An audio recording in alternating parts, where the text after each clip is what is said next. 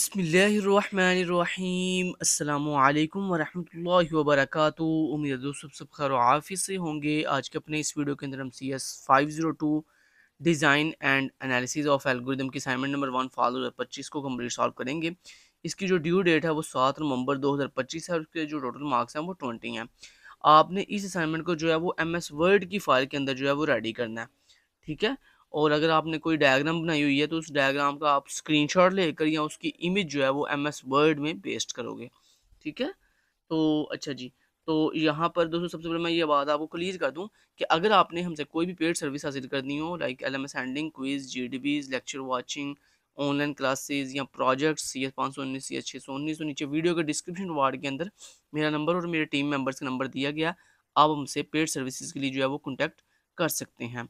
इसके अलावा दोस्तों जब भी LMS के ऊपर कोई भी असाइनमेंट आए तो उसकी जो क्वेश्चन फाइल है वो आप हमारी इस ऑफिशियल वेबसाइट पर अपलोड कर दिया करें KST लर्निंग पर। इस ऑफिशियल वेबसाइट का लिंक नीचे वीडियो के डिस्क्रिप्शन बार में मैं आपको प्रोवाइड कर दूंगा। इसके अलावा दोस्तों मैं आपको यहाँ पे ये भी क्लियर कर दूंगा, ये जो हमारी ऑफिशियल वेबसाइट है ये ऑनलाइन अर्निंग वेबसाइट भी है। यहाँ पर आप अर्निंग कर सकते हो किस तरह से, जैसे आप इस वेबसाइट पर आओगे तो यहाँ पर आने के बाद आपको यहाँ पे हाउ का एक ऑप्शन दिखाई दे रहा है टॉप मेन्यू में। यहाँ पर जाकर आप सारा कुछ देख सकते हो। यहाँ पर आपको वीडियोस मिलेंगी जिस वीडियोस में आप ये देख सकते हो कि आपने इस वेबसाइट को यूज़ कैसे करना है और साथ साथ यहाँ पर आपने अर्निंग कैसे करनी है।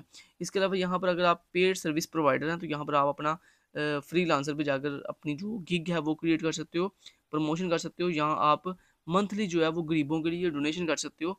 आपकी ये जो डोनेशन होगी तो इंशाल्लाह हम फ़लस्तीन तक या पाकिस्तान में मौजूद गुरबा तक आपकी ये जो डोनेशन है वो इंशाल्लाह ज़रूर पहुँचाएँगे। तो आप ज़्यादा नहीं तो अल्लाह पाक की रज़ा के लिए हर मंथ जो है कम से कम ज़्यादा नहीं तो 25 रुपये जो है वो यहाँ पे मिनिमम डोनेशन जो है वो आप किया करो। आपकी ये थोड़ी-सी अमाउंट और ये थोड़ी-सी काविश किसी की ज़िंदगी इंशाल्लाह बदल सकती है। तो हम अल्लाह पाक की रज़ा के लिए इंशाल्लाह ऐसे ही काम करते रहेंगे। तो बढ़ते हैं असाइनमेंट के सॉल्यूशन की तरफ और देखते हैं कि हमने किस तरह से इस असाइनमेंट को जो है वो सॉल्व करना है। दोस्तों इस असाइनमेंट के अंदर हमें 2 क्वेश्चन दिए गए हैं।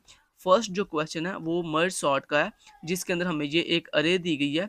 इस अरे में कुछ अनसॉर्टेड नंबर्स हैं, मतलब जो सॉर्ट नहीं हैं। हमने इनको सॉर्ट करना है यूजिंग मर्ज सॉर्ट एल्गोरिदम्स। इसके अंदर सर ने बोला आपने करना ये है कि आपने जो मर्ज सॉर्ट एल्गोरिदम के अंदर ये जो अरे है इसका डिवाइड का आपने ट्री बनाना है और फिर इसका कंकर का ट्री बनाना है। डिवाइड का मतलब होता है कि मतलब इस अरे को आपने छोटे छोटे पार्ट्स में जो है डिवाइड करना है अनटिल जब तक वो एक सिंगल एलिमेंट में तब्दील ना हो जाए। और मर्ज का मतलब ये होता है, ये कंकर का मतलब ये होता है कि आपने फिर उन सिंगल एलिमेंट को आपस में इस तरह से मर्ज करना है कि वो सॉर्टेड अरे बन जाएगा, ठीक है। स्मॉलेस्ट टू लार्जेस्ट, ये देखो स्मॉलेस्ट टू लार्जेस्ट, ठीक हो गया, यानी छोटी वाली से बड़ी वाली की तरफ। और दूसरा जो क्वेश्चन है उसके अंदर बेसिकली आपने ये एक फार्मूला है, इस फार्मूले को बेसिकली आपने क्या करना है, सॉल्व करना है, ठीक हो गया। चलिए स्टेप बाय स्टेप देखते हैं इसको हम कैसे करेंगे कंप्लीट। तो सबसे पहले दोस्तों जो क्वेश्चन है उसके अंदर जैसे मैंने आपको बताया कि आपने एक डायग्राम बनानी है, मतलब एक ट्री बनाना है। और वो ट्री आपके दो होंगे, एक ट्री आपका होगा डिवाइड फेज का और दूसरा जो ट्री है वो आपका होगा कंकर फेज का यानी कंबाइन फेज का, ठीक है। तो अब ये जो ट्री है ये आप कहीं भी बना सकते हो, या आप डायरेक्टली MS वर्ड पे भी ड्रा कर सकते हो, या आप जो है इस ट्री को जो है वो आप किसी भी ड्राइंग टूल पे भी ड्रा कर सकते हो। तो मैं यहाँ पर आपको बता देता हूँ, मैंने ये जो इसको ड्रा किया हुआ है कहाँ पे, draw.io पे, यानी इस टूल पे मैंने इसको ड्रा किया। मैं इस टूल का लिंक नीचे वीडियो के डिस्क्रिप्शन बार में आपको प्रोवाइड कर दूंगा। और अभी इंशाल्लाह मैं आपको ये भी सिखाऊंगा कि मैंने इसको यहाँ पे कैसे ड्रा किया है। लेकिन उससे पहले मैं आपको इसके बारे में थोड़ा बता देता हूँ। ये देखें दोस्तों, हमें हमें जो अरे दी थी वो सर ने कुछ इस तरह की दी थी। तो ये देखें हमें कुछ अरे के नंबर थे 78, 45, 89, 32, 32, 90, 12, 67 और 55। तो डिवाइड फेज क्या होता है, डिवाइड फेज ये होता है कि जो आपको नंबर ऑफ एलिमेंट्स अरे के दिए गए हैं आपने उनको इक्वली डिवाइड करना है डिफरेंट पोर्शन के अंदर। तो ये देखिए सबसे पहले हमारे पास कितने एलिमेंट्स थे, 1 2 3 4 5 6 7 8 थे। तो हमने उनको इक्वली फोर्स के अंदर फोर एलिमेंट्स में डिवाइड कर दिया। तो 4 एलिमेंट लेफ्ट साइड पे आ गए, 4 एलिमेंट राइट साइड पे आ गए। अभी आपने इनमें कोई भी चेंजिंग नहीं, मतलब वैल्यू अभी आपने आगे पीछे नहीं करनी। अभी सिर्फ आपने इसको डिवाइड करना है, मतलब स्प्लिट करना है, तोड़ना है। इस मेन अरे को तोड़ना है छोटे छोटे हिस्सों में अनटिल जब तक ये एक सिंगल एलिमेंट में कन्वर्ट ना हो जाए। उसके बाद फिर हमने क्या किया, देखो ये जो हमारे पास दो पार्ट्स हैं, इसके बाद हमने इस पार्ट को फिर दो हिस्सों में डिवाइड किया, इस पार्ट को फिर दो हिस्सों में डिवाइड किया। तो हमारे पास फर्दन जो है इस तरह चार पार्ट्स आ गए, एक ये इस पार्ट के आगे फर्दन ये दो पार्ट और इस पार्ट के फर्दर ये 2 पार्ट्स आ गए। उसके बाद नेक्स्ट हमने फिर क्या किया, नेक्स्ट फिर हमने फिर अगेन इसको फिर 2 पार्ट्स में डिवाइड किया, इसको मज़ीद 2 पार्ट्स में, इसको मज़ीद 2 पार्ट्स में डिवाइड किया और देन इसको भी 2 पार्ट्स में डिवाइड किया। तो हमारे पास क्या आ गया, सिंगल सिंगल जो है वो बॉक्स मतलब सिंगल सिंगल एलिमेंट आ गया अरे का। ठीक है, तो जैसे दोस्तों आपके पास सिंगल सिंगल एलिमेंट आ गया तो इसका मतलब है हमारा जो डिवाइड फेज है वो कंप्लीट हो चुका है। अब इस डिवाइड फेज को मैंने कैसे बनाया वो मैं आपको बता देता हूँ। यहाँ पे ये देखिए, आप जब इस टूल पे आओगे तो यहाँ पे जर्नल के अंदर आपको यहाँ पर ये एक रेक्टेंगल शेप मिलेगा। आप सिंपली इस रेक्टेंगल शेप को पकड़ो और पकड़कर ऐसे यहाँ पर रखकर आप सिंपली इसको ऐसे कर लो और उसके बाद इसको पकड़ के अपनी मर्जी के अकॉर्डिंग एडजस्ट कर लो। ठीक है, एडजस्ट कर लिया। अब इसमें वैल्यू लिखनी है, वैल्यू लिखने के लिए सिंपली इसको डबल क्लिक करो। डबल क्लिक करने के बाद सिंपली आपने पहले वैल्यू लिखी 57 और उसके बाद फिर स्पेस दी। कितनी स्पेस, मैंने यहाँ पे तकरीबन हर एक वैल्यू के बाद 8 स्पेस दी हुई हैं। तो 1 2 3 4 5 6 7 8, ठीक है, इस तरह। उसके बाद मैंने अगली वैल्यू दी 1 2 3 4 5 6 7 8 45 अगली वैल्यू दे दी। अब आपने क्या करना है, अब आपने इस शेप के ऊपर ऐसे क्लिक करना है। क्लिक करने के बाद यहाँ पे आपको एक साइड पे ऑप्शन मिलेगा टेक्स्ट का, आप टेक्स्ट पे क्लिक करो और यहाँ पर सिंपली इसका फ़ॉन्ट साइज जो है टाइम्स न्यू रोमन रख लो। इसको बोल्ड कर दो वैल्यूज़ को और इसको आप यहाँ पे ले जो 25 पिक्सल नहीं 30 पिक्सल पे। ठीक है, इस तरह से, ये देखो इस तरह से मैंने इसको कर दिया। ठीक है, ऐसे ही मैंने उसके बाद क्या किया, इसके फिर आगे फिर अगेन मैंने इसके अब स्प्लिट करना। स्प्लिट करने के लिए मुझे 2 शेप चाहिए, तो दो शेप लेने के लिए सिंपली मैंने क्या किया, बल्कि मैं इसी को डुप्लीकेट कर लेता हूँ। ये देखो कुछ इस तरह, इसको ऐसे कंट्रोल, अच्छा डुप्लीकेट कैसे करते हैं वो मैं आपको बता देता हूँ। जिस शेप को डुप्लीकेट करना हो सिंपली उस शेप के ऊपर ऐसे क्लिक करो। क्लिक करने के बाद अपने कीबोर्ड से कंट्रोल के साथ डी प्रेस करो तो ये उसका डुप्लीकेट बन जाएगा। अब डुप्लीकेट में हमने कितने बनाने हैं, 2 पोर्शन बनाने हैं, मतलब 2 बॉक्स बनाने हैं। 2 बॉक्स बनाने के लिए ये देखो मैंने इसको एक बॉक्स ये बना लिया। ठीक है, और फिर उसको मैंने इसी को डुप्लीकेट करके दूसरा बॉक्स ये बना लिया। ये लो जी जनाब, ठीक हो गया जी, समझ आ गई। इस तरह से आगे फर्दर फिर इसको मैंने मजीद 2 हिस्सों में डिवाइड करने के लिए कंट्रोल डी किया और सिंपली मैंने इसको यहाँ पे ऐसे रख लिया। रखने के बाद मैंने इसको जो ऐसे श्रिंक कर दिया, ऐसे ऐसे श्रिंक कर दिया और फिर उसका डुप्लीकेट यहाँ से वैल्यूज़ मैंने जो है रिमूव कर दी कुछ इस तरह। और फिर उसके बाद मैंने इसका डुप्लीकेट बनाकर यहाँ पर जो है रख लिया कुछ इस तरह।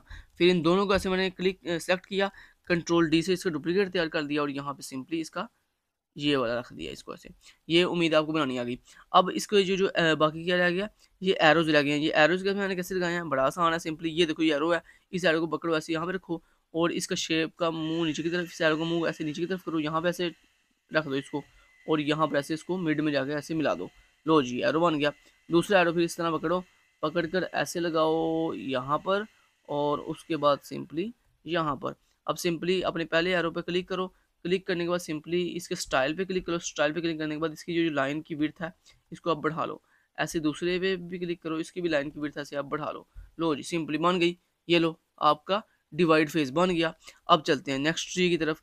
दूसरा हमारा ट्री क्या था कि हमने अब इसका कंबाइन फेज बनाना है। कंबाइन फेज क्या होता है, जिसमें आपने ये सिंगल सिंगल जो एलिमेंट है ना इनको अब आपने कंबाइन करना है बारी बारी। लेकिन कंबाइन इस तरह से करना है कि आपने इनको साथ साथ तरतीब भी अब देना है, मतलब आप साथ साथ सॉर्ट करना है। तो ये देखें, ये हमारे पास जो ऊपर हमने डिवाइड किया था उसके सबसे आखिर वाला स्टेप क्या था, ये वाला, जिसमें हमने सिंगल सिंगल एलिमेंट बना लिए हैं। अब यहीं से हमने आगे कंटिन्यू करना होता है कंबाइन फेज में। अब हमने सेम यही कॉल सिंगल सिंगल एलिमेंट उठाए, यहाँ पर रखे सबसे पहले। इनको अब हमने मर्ज करना है, सेम जैसे डिवाइड किया था ना वैसे ही अब बारी बारी मर्ज करना है। सबसे पहले इन 2 को मर्ज करना है, फिर इन 2 को मर्ज करना है, फिर इन 2 को मर्ज करना है, फिर इन 2 को मर्ज करना है। अब मर्ज करते हुए आपने एक चीज़ का ख्याल रखना है कि जो इन दोनों को जब आपने वैल्यूज़ को मर्ज करना ना, तो मर्ज करने के लिए आपने जो छोटी वैल्यू है उसको पहले लिखना है, बड़ी वैल्यू को बाद में। तो देखो 45 जो है पहले आ गया, 78 जो है बाद में आ गया। इसी तरह फिर जब इन दोनों को सॉर्ट किया तो 32 पहले, 89 बाद में, फिर इसके अंदर 12 पहले, 90 बाद में, फिर इसमें 55 पहले और 67 बाद में। इसी तरह फिर बाद में क्या करना है, फिर इन दोनों को आपस में मर्ज करना है, इन दोनों को आपस में मर्ज करना है। सेम वही तरीका मर्ज करने के लिए, फिर सेम यही तरीका कि इन चारों वैल्यूज में जो सबसे छोटी है सबसे पहले, फिर उससे बड़ी वैल्यू, फिर उससे बड़ी वैल्यू, फिर उससे बड़ी वैल्यू। इस तरह इन चारों में जो सबसे छोटी वैल्यू है वो, फिर उससे बड़ी वैल्यू, फिर उससे बड़ी वैल्यू, फिर उससे बड़ी वैल्यू। उसके बाद फिर फाइनली हम इन दोनों को आपस में क्या कर देंगे, मर्ज कर देंगे। और फाइनली मर्ज दोनों को इस तरह से करना है कि सबसे छोटी वैल्यू पहले, फिर उससे बड़ी वैल्यू, फिर उससे बड़ी वैल्यू, फिर उससे, इस तरह करते करते आखिर तक हम जाएंगे। और इसको भी मैंने कैसे बनाया, मैंने इसको बनाने के लिए सिंपली यहाँ पर गया था और यहाँ पर जाने के बाद मैंने सिंपली यही सेम तरीका अपनाया था। क्या बोला कि मैंने यहाँ बता देता हूँ, ये देखो मैं यहाँ पे मैंने सिंपली क्या किया था, सिंगल सिंगल बॉक्स बनाया मैंने। इस तरह मैंने सिंगल बॉक्स बनाया एक, इस तरह एक बॉक्स बना लिया था मैंने, इस तरह एक बॉक्स बनाया। इसको मैंने ऐसे डुप्लीकेट कर लिया, 1 2 3 4 5 6 7 8, ये लो डुप्लीकेट कर लिया। ये लो ये डुप्लीकेट बन गए इनके। इस तरह से मैं आपको बना के एक दफ़ा दिखाया, तो ये लो जी, ये मैंने इसका डुप्लीकेट बना लिया। उसके बाद इसको यहाँ पे ऐसे रखा यहाँ पर, और इसको ही रखा मैंने ऐसे यहाँ पर। उसके बाद इसको रखा मैंने यहाँ पर, और इसको रख दिया मैंने ऐसे यहाँ पर, और इसको रखा मैंने ऐसे यहाँ पर, और देन इसको उठा के रखा मैंने ऐसे यहाँ पर। ये लो जी, ये आपके सिंगल सिंगल एलिमेंट वाले बॉक्स बन गया। अभी इनमें वैल्यू कैसे फिल करनी है, डबल क्लिक करो और सिंपली वैल्यू फिल कर दो, 57 56 लाइक, और 45 इस तरह से वैल्यू फिल कर दो। उसके बाद उसको स्टाइल कैसे करना है वो मैंने आपको सारा यहाँ पे बता दिया था। उसके बाद सिंपली क्या करना है, अब दोनों मर्ज करना है, इन दो को, पहले दो को मर्ज करना है। तो मर्ज करने के लिए सिंपली ये देखो मैंने ऐसे ले लिया, इसको पकड़ के मैंने ऐसे रख दिया, रख के इन इन दो ये दोनों को जो मर्ज करना है इसको ऐसे लिख दिया। इनके अंदर वैल्यू फिल कर दो आप। वैल्यू फिल करने के बाद ये एरो पकड़ के इनको लगा दो, बाकी आप खुद कर लीजिएगा। जब दोस्तों ये डायग्राम पूरी बन जाए उसके बाद आप इसका ले लेना स्क्रीनशॉट। आप स्क्रीनशॉट ले लेना, ज़्यादा बेस्ट रहेगा। स्क्रीनशॉट लेने के लिए सिंपली आप क्या करो, सिंपली आप यहाँ पर जाओगे, विंडो के सर्च बॉक्स में यहाँ पे सर्च करोगे स्निपिंग टूल। स्निपिंग टूल पे आप क्लिक करोगे, क्लिक करने के बाद आप न्यू पे क्लिक करोगे, न्यू पे क्लिक करने के बाद इस तरह आप इसका ऐसे पूरा स्क्रीनशॉट ले लोगे। ठीक है, इस तरह से डायग्राम का स्क्रीनशॉट ले लिया। अच्छा, यहाँ पे दो स्क्रीनशॉट आपने लेने हैं। पहला जो फेस था डिवाइड फेस का अलग स्क्रीनशॉट लेना है, और कंबाइन फेस का अलग स्क्रीनशॉट लेना है। स्क्रीनशॉट लेने के बाद सिंपली यहाँ पे कॉपी पे क्लिक करो। कॉपी पे क्लिक करने के बाद अपनी जो एमएस वर्ड की फाइल आपने रेडी की होगी उस एमएस वर्ड की फाइल में जाओ, और जाकर ऐसे कंट्रोल वी से अपनी डायग्राम पेस्ट कर दो। सिंपली समझ आ गई बात की। लो जी, ये था जी आपका क्वेश्चन नंबर 1, जो मैंने आपको डिटेल से डिट्टो का भी बच्चों की तरह एक चीज़ समझा दी है। उम्मीद है आपको क्वेश्चन नंबर 1 की अच्छे से समझ आई होगी। अब चलते हैं दोस्तों क्वेश्चन नंबर 2 की तरफ। क्वेश्चन नंबर 2 क्या था वो बता देता हूँ। देखिए क्वेश्चन नंबर 2 में ना बेसिकली हमें एक फार्मूला दिया गया, जो फार्मूला क्या है, T of n equal to n log with base two n plus n. Sir basically बोल रहे हैं कि आपने इस फार्मूले को जो है सॉल्व करना है, और इसके अंदर टोटल नंबर ऑफ ऑपरेशंस बताने हैं मुझे। और यहाँ पर सामने हमें वैल्यूज़ भी खुद दी हुई हैं, देखो सामने हमें वैल्यू भी खुद दी है। देखो सर बोल रहे हैं सबसे पहले स्टेप पे हमने ये करना है, सब्स्टिट्यूटिंग n इक्वल टू 8, यानी जो n है ना यहाँ पर इस फार्मूले के अंदर जो n है उसकी वैल्यू बेसिकली 8 के बराबर है। मतलब जहाँ जहाँ n है इस फार्मूले में वहाँ वहाँ आपने 8 पुट कर देना। सॉरी, ये है ऊपर n, ये फार्मूला है। उसके बाद उसको सर ने ये भी बता दिया कि आपके पास आपने कैलकुलेट करना है लॉग विद बेस टू 8 की जो वैल्यू है वो आपने कैलकुलेट करनी है, और उसके बाद सिंपली इस फार्मूले को आपने सॉल्व करना है। तो चलिए स्टेप बाय स्टेप करते हैं। हमारे पास ये फार्मूला था, यहाँ पर हमें सर ने जो n की वैल्यू है वो हमें सर ने दी हुई थी। देखो हमने सबसे पहले यहाँ पर लिखा given formula t into n equal to n log with base two n plus n, ये फार्मूला। उसके बाद सर ने हमें क्या वैल्यू दी हुई थी, एन की 8। हमने यहाँ पे कहा स्टेप नंबर 1 क्या है, सब्सटीट्यूट एन इक्वल टू 8। तो हमने putting the value in formula. ठीक है, तो हमने क्या किया, जो एन की वैल्यू 8 थी वो हमने फार्मूला के अंदर पुट की। तो यहाँ पर जहाँ जहाँ एन था वहाँ वहाँ हमने एन 8 पुट कर दिया। तो देखो हमारे पास जो फार्मूला है वो कुछ इस तरह का आ गया, टी ऑफ, थोड़ा सा इसको और जूम करता हूँ आपकी आसानी के लिए। ठीक है, अभी देखो ज़रा इस फार्मूले के अंदर जहाँ जहाँ एन था वहाँ वहाँ हमने 8 पुट कर दिया। तो ये देखो टी ऑफ एन की जगह पे 8 आ गया, इस एन की जगह पे भी 8 आ गया, लॉग विद बेस 2 ऐसे ही रहेगा, एन की जगह पे 8 आ गया, और प्लस के बाद प्लस, और उसके बाद एन की जगह पे 8 आ गया। तो ये हमारा स्टेप नंबर 1 कंप्लीट हो गया। उसके बाद स्टेप नंबर 2 क्या था, स्टेप नंबर 2 ये था कि आपने लॉग विद बेस 2 8 की जो वैल्यू है वो फाइंड करनी है। ठीक है, तो वो कैसे फाइंड करेंगे, उसको फाइंड करने के लिए दोस्तों सिंपली आप कैलकुलेटर से भी फाइंड कर सकते हो, या इसका सबसे आसान तरीका ये होता है, ये देखो लॉग विद बेस क्या है, 2 है। विद बेस 2 का मतलब क्या है, बेस नीचे बेस 2 है, और ऊपर ये जो 8 है ये उसका क्या है, ये उसकी वैल्यू आ गई। लॉग विद बेस 2 की वैल्यू जो है उसकी 8 लिखी हुई है, बेसिकली उसके आगे वैल्यू 8 लिखी हुई है।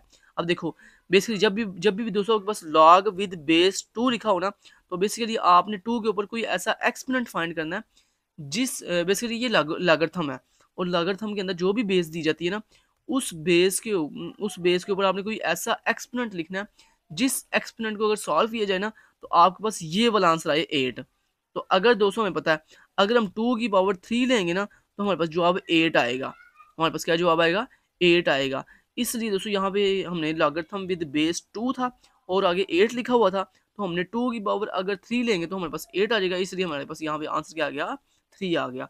अगर आप सिंपल भी इसको करोगे ना कैलकुलेटर से तो आप डायरेक्ट भी इसको कर सकते हो, लॉग विद बेस 2 8 लिखोगे तो आपके पास आंसर आ जाएगा 3। समझ की बात की। ये सिर्फ मैंने आपको मैनुअली करने के लिए समझा दिया कि ये मैंने कैसे सॉल्व किया, कि बेसिकली 2 की पावर अगर हम 3 लेंगे तो हमारे पास 8 जवाब आएगा, इसलिए इसका आंसर जो है वो 3 आ गया। समझ आ गई बात की। अच्छा जी, तो हमने ये जो लागत हम कैलकुलेट करना था वो हमने कैलकुलेट कर लिया। अब दोस्तों आपने क्या करना है, ये जो आपने स्टेप नंबर 1 के अंदर ये जो फार्मूला बनाया है, इस फार्मूले के अंदर ये जो log विद बेस 8 है ना, विद बेस 8 कह रहा हूँ, log विद बेस 2 8 जो है, इसकी जगह पे आपने ये इसकी जो वैल्यू निकाली फाइंड की है 3, ये इसकी जगह पे आपने आपने ऐसे पुट कर देनी है, बाकी सारा कुछ ऐसे ही देगा। तो ये देखो हमारे पास substitute and simplify step number 3 में हमने क्या किया, वही जो फार्मूला हमें ऊपर गिवन किया ये हमने किया सॉल्व, इसको हमने यहाँ पे लिखा। लिखने के बाद ये जो 3, ये 3 कहाँ से आया, ये बेसिकली log विद बेस 2 8 की जगह पे हमने उसकी वैल्यू 3 पुट कर दी है, और वो 3 अब इस 8 से मल्टीप्लाई होगा, पहले वाले इस 8 से। तो 8 मल्टीप्लाई 3 जवाब आया 24, 24 के प्लस आगे 8 वैसे ही देगा। उसको हमने इन दोनों को आपस में प्लस किया तो जवाब आया 32। यानी यहाँ पे दोस्तों हमारे पास जो टोटल नंबर ऑफ ऑपरेशन आया ना, वो कितने आए, T of 8 equal to 32 operation total हमारे पास आंसर आ गया। उसके बाद सर ने लास्ट में बोला था कि आपने टाइम कम्प्लेक्सिटी भी फाइंड करनी है किसकी, मर्ज सॉर्ट की। दोस्तों मर्ज सॉर्ट की जो टाइम कम्प्लेक्सिटी होती है वो होती है order into n log n, ठीक है, order into n log n, या इसको आप order of log n log n भी पढ़ सकते हो, ठीक है। तो ये दोस्तों इसका जो है फाइनल आंसर था। मैं उम्मीद करता हूँ कि आपको जो है वो अच्छे से समझ सारा आ गया होगा। लो जी, ये आपका सोल्यूशन था, इसको आपने एमएस वर्ड भी रेडी करना है। Thank you so much, till then guys, take care, अल्लाह हाफिज।